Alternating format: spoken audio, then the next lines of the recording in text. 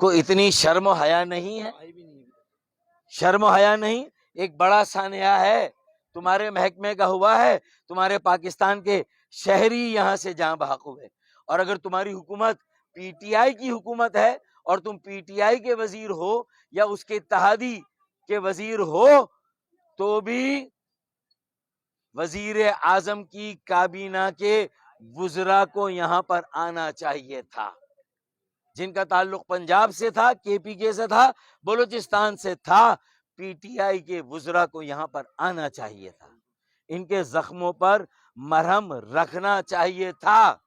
اور انہیں یقین دلانا چاہیے تھا کہ ہم آپ کے ساتھ ہیں، اور آئیے، یہ ریاست کا کام نہیں، یہ پولیس کا کام نہیں کہ وہ اپنی مرضی سے کسی کے خلاف یا ایک ہوا میں ایف آئی آر درج کر دیں۔ یہ ایف آئی آر ہوا میں درج نہیں ہوگی،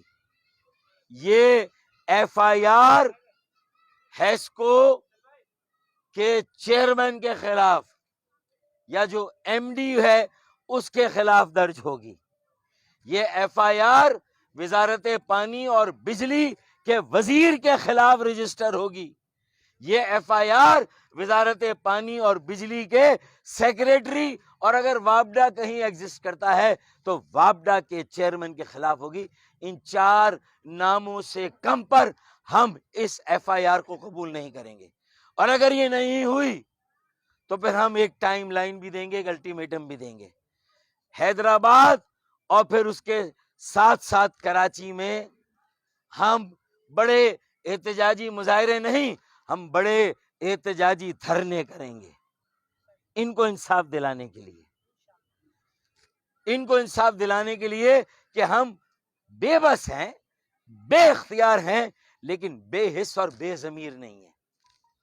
بے بس ہیں، بے اختیار ہیں، لیکن بے حس اور بے ضمیر نہیں ہیں ہم۔